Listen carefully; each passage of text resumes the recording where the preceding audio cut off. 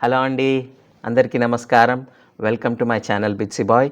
ఈ వీడియోని చూసే ముందు నా ఛానల్ని సబ్స్క్రైబ్ చేసుకోండి. ఈ వీడియో నచ్చితే లైక్ చేయండి, ఇంకా నచ్చితే షేర్ చేయండి.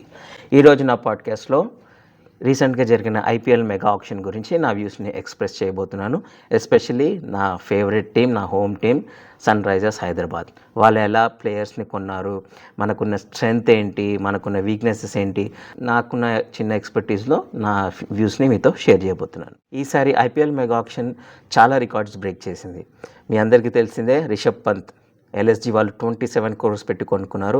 అలాగే శ్రేయస్ అయ్యర్ని 26.25 crores పంజాబ్ వాళ్ళు కొనుక్కున్నారు. వెంకటేష్ అయ్యర్ కూడా అబౌట్ 23 crores కేకేఆర్ వాళ్ళు కొనుక్కున్నారు. సో ఇలా చాలా రికార్డ్స్ బ్రేక్ అయ్యాయి. ఈ ఐపీఎల్ మెగా ఆప్షన్లో చూసిన ఒక మంచి ట్రెండ్ ఏంటంటే, ఫాస్ట్ బౌలర్స్కి మంచి మంచి బిడ్స్ వచ్చాయి.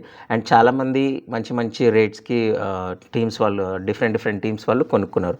సో అది ఒక మంచి పరిణామం.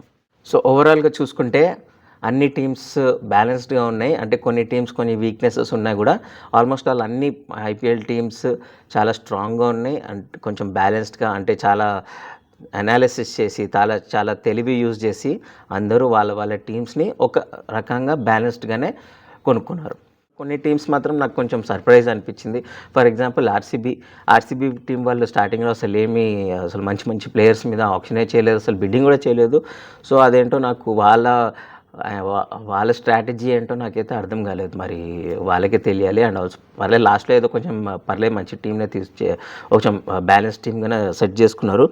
బట్ స్టార్టింగ్లో వాళ్ళు బిడ్డింగ్ చేస్తుంటే కొంచెం మంచి ప్లేయర్స్ని వాళ్ళు తీసుకునే వాళ్ళేమో అనిపించింది. ఫర్ ఎగ్జాంపుల్ రిషబ్ పంత్కి వాళ్ళు టార్గెట్ చేసి ఉండాల్సింది, రిషబ్ పంత్ని. ఎందుకంటే వాళ్ళకి చాలా మనీ, చాలా పర్స్లో చాలా మనీ ఉండింది. బట్ ఆర్సీబీ వాళ్ళు ఎందుకో మరి అంత వెళ్ళలేదు.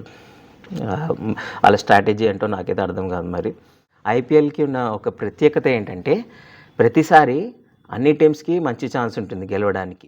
ఏ టీమ్స్ అయితే సిచ్యువేషన్కి తగ్గట్టు వాళ్ళ రిసోర్సెస్ని వాడుకుంటూ, మ్యాచ్ సిచ్యువేషన్ బట్టి డెసిషన్స్ చేసుకుంటూ మంచి రిజల్ట్స్ తెచ్చుకుంటారో వాళ్ళు మాత్రం ప్లే ఆఫ్స్కి వెళ్తుంటారు జనరల్గా. Now coming to my team, my home team sun risers Hyderabad. Last year చూశారు కదా ఎంత ధూమ్ధామ్ చేశారో. సో ఈసారి కూడా ఆ ధూమ్ధామ్ని డబుల్ చేసేలాగా అనిపిస్తుంది. ఎందుకంటే కొంతమంది ప్లేయర్స్ని కొనుక్కున్నారు, వాళ్ళైతే పాకెట్ సైజ్ డైనమైట్స్ అనుకోవచ్చు. I'm very happy with the team. Sun risers team IPL mega option start కాకముందే మంచి డెసిషన్స్ తీసుకుంది, especially in retentions. Heinrich Klaasen, Pat Cummins, Travis Head, Abhishek Sharma and Nitish Reddy, ఈ 5 players అరౌండ్ 75 crores వరకు వాళ్ళ మీద స్పెండ్ చేశారు. ఇంకా మనకి 45 crores పర్స్ రిమైనింగ్ ఉండింది. ఓవరాల్గా ఉన్న పర్స్లో మంచి ప్లేయర్స్ కొనుక్కున్నారు, ఒక స్ట్రాటజీతో వెళ్ళారు.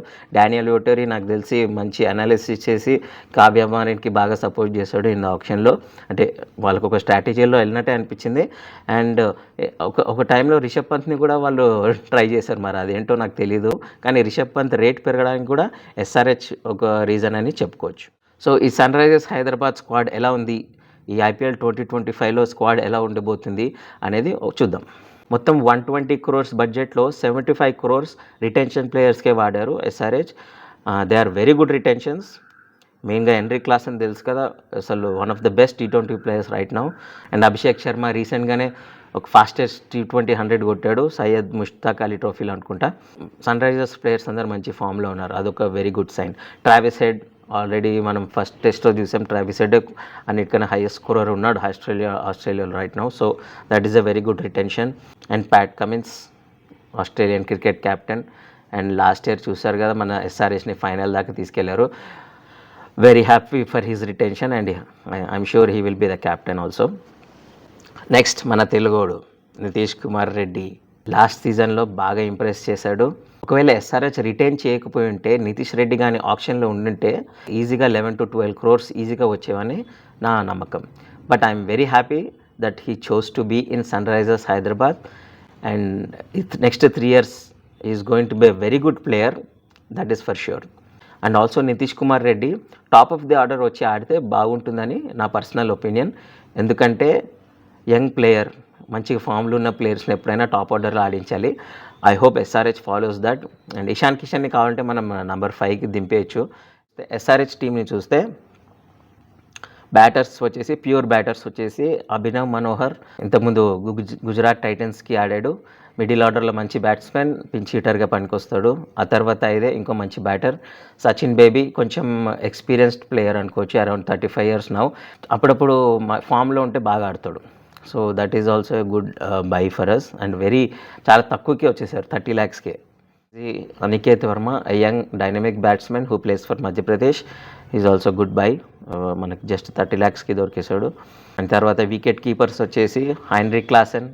Without him Sunrisers is not the team as it is right now. And very great retention for SRH. Next ఇంకో వికెట్ కీపర్ బ్యాట్స్మెన్ వచ్చేసి ఇషాన్ కిషన్. సో మనకి బ్యాకప్ కీపర్ కూడా ఉన్నాడు, కానీ నాకు తెలిసి ఆల్మోస్ట్ అన్ని మ్యాచెస్లో ఇద్దరు ఆడతారు, మిడిల్ ఆర్డర్లో బాగా సెట్ అవుతారు. అండ్ ఆఫ్ కోర్స్ ఇషాన్ కిషన్ని 1 downలో దింపే ఛాన్స్ ఉంది, but I want him to play for middle order. Ishan కిషన్కి ఒక్క చిన్న వీక్నెస్ ఏంటంటే స్వింగ్ బౌలింగ్ని సరిగా ఆడలేడు, అంటే కొంచెం వల్నరబుల్ ఉంటాడు. సో అతన్ని స్వింగ్ ఎప్పుడు అవ్వదు, లాస్ట్ ఓవర్స్లో అవ్వదు. సో అప్పుడు ఇషాన్ కిషన్ని ఒక మిడిల్ ఆర్డర్లో ఆడిపిస్తే బెటర్ అని నా personal opinion. And allrounders are very important for T20 cricket. మనకి చాలామంది ఉన్నారు. Starting with the captain Pat Cummins and Nitish Reddy, ఇందాకే చెప్పాను నితీష్ రెడ్డి గురించి. Abhishek Sharma, Travis Head last time లాగా శివతాండం చేస్తే అసలు అపోనెంట్ టీమ్స్కి ఫుల్ చుక్కలు. బ్రైడెన్ కార్సే, ఇంగ్లాండ్ ప్లేయర్, రీసెంట్గా మంచి స్కోర్స్ కూడా చేశాడు. కమిందు మెండిస్, నాకు తెలిసి ముతే మురళీధరన్ రికమెండేషన్తో వచ్చి ఉంటాడు. సో ముతే మురళీధరన్ చెప్పాడంటే మంచి ప్లేయర్ అని అనుకోవచ్చు. నేను అంతగా ఫాలో అవ్వలేదు, బట్ ఐ హోప్ ఈ place really well. Harshal Patel is also good by, 8 crores వచ్చాడు. ఒక 2 years back purple cap holder.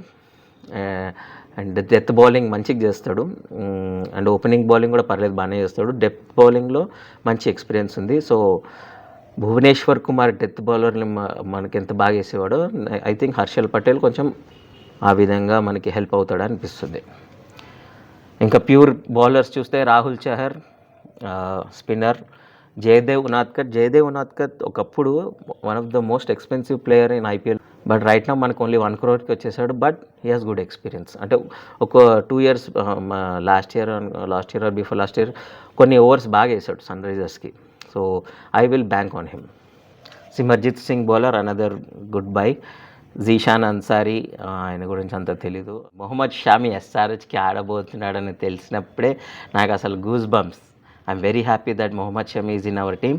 Although injury కొంచెం కన్సర్న్స్ ఉన్నాయి, కానీ ఐ థింక్ IPL స్టార్ట్ అయ్యేసరికి మంచి ఫిట్నెస్లో ఉండి మనకి ఓపెనింగ్ ఓవర్స్లో మంచి స్ట్రైక్ బౌలింగ్ చేసి మంచిగా వికెట్స్ తీసి మనకి హెల్ప్ అవుతాడని నేను ఆశిస్తున్నాను. ఇంకో గుడ్ బై ఆడమ్ జాంపా గురించి ఏం విన్నానంటే అతను టీమ్ స్క్వాడ్స్లో సరిగ్గా జెల్ అవ్వడని, but I think Daniel Vettori who's the assistant coach for Australian team, ఆయన ఆడమ్ జాంపాతో మంచిగా మాట్లాడి మన టీంలో వచ్చేలాగా చేసినాడు అనిపించింది. Adam Zampa is also good player, మంచి గుడ్ స్పిన్నర్, అంటే షేన్ వాన్ లాగా వేస్తాడు. మిడిల్ ఓవర్స్లో మంచిగా హెల్ప్ అవుతాడని నేను ఆశిస్తున్నాను. తర్వాత Eshan Malinga also I think recommended by Muralitharan గారు. అండ్ నేను చదివిన వాటిలో మాత్రం Eshan Malinga is a good player and మనకి బాగా హెల్ప్ అవుతాడు అనిపిస్తుంది. ఓవరాల్గా SRH టీమ్ని చూస్తే మాత్రం పర్ఫెక్ట్ బ్యాలెన్స్లో ఉంది. టాప్ ఆర్డర్ అయితే ఫుల్ హెవీ, మంచి హార్డ్ హిట్టర్స్ ఉన్నారు. 300 స్కోర్ చేసినా కూడా ఆశ్చర్యపోనవసరం లేదు, అంత స్ట్రాంగ్ టీం ఉంది. ప్రతి ఒక్కరు సూపర్. అసలు ఒక చిన్న ఇష్యూ, అది ఇష్యూ అనాలో కూడా తెలియదు, కానీ టాప్ ఆర్డర్ మాత్రం ఫుల్ లెఫ్ట్ హ్యాండర్సే ఉన్నారు. ఫర్ ఎగ్జాంపుల్ ట్రావిస్ హెడ్, మన ఇద్దరు openers Travis head and Abhishek Sharma ఇద్దరు లెఫ్ట్ హ్యాండర్సే. తర్వాత ఒకవేళ 1 downలో దిగితే ఇషాన్ కిషన్, అతను కూడా లెఫ్ట్ హ్యాండర్. సో అందుకే నేనేం సజెస్ట్ చేశానంటే నితీష్ కుమార్ రెడ్డిని 1 downలో దింపాలి, అప్పుడు లెఫ్ట్ హ్యాండ్ రైట్ హ్యాండ్ కాంబినేషన్లో మంచిగా వస్తుంది. అండ్ 4లో హైన్రిక్ క్లాసెన్, అతను ఎలాగో right hander. So top 3 left hander కాకుండా అందులో ఒక రైట్ హ్యాండర్ ఉంటే కొంచెం కాంబినేషన్ బాగుంటుందని నా personal feeling. So top heavy ఉంది. మిడిల్ ఆర్డర్లో నెంబర్ 5 తర్వాత 6th బ్యాట్స్మెనే కొంచెం మనకి ఎక్స్పెరిమెంట్ చేయాల్సి వస్తుంది. Abhinav Manohar is a good choice. Abhinav మనోహర్కి కొంచెం అట్లీస్ట్ ఒక 3-4 మ్యాచెస్ ఛాన్స్ ఇచ్చి చూడాలి. ఇంతకుముందు మనకి అబ్దుల్ సమద్ అట్లా చేసేవాడు, అబ్దుల్ సమద్ ఇప్పుడు మనకి లేడు.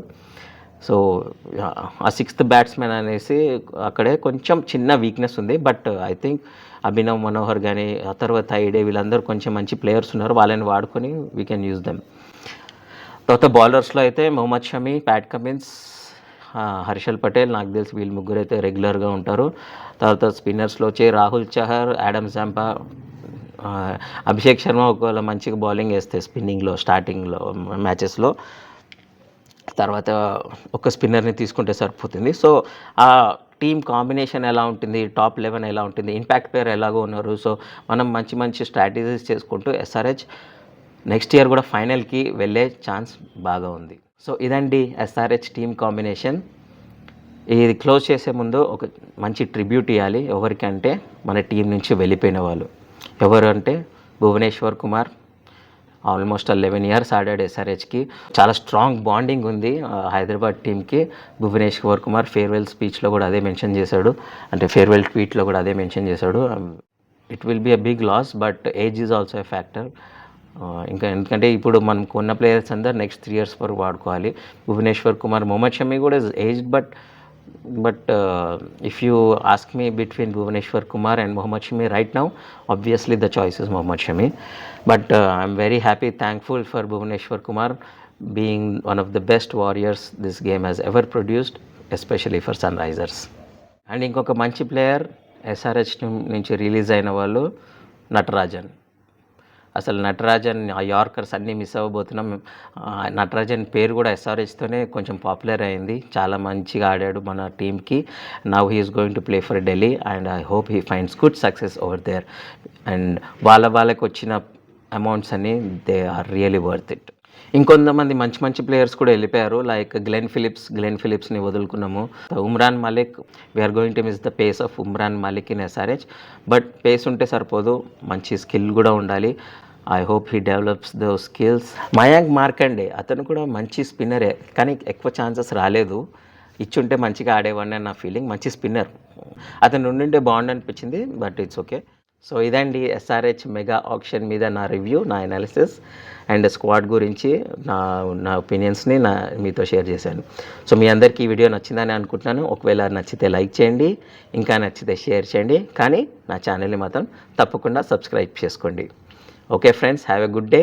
Bye bye. See you in my next video. Thank you.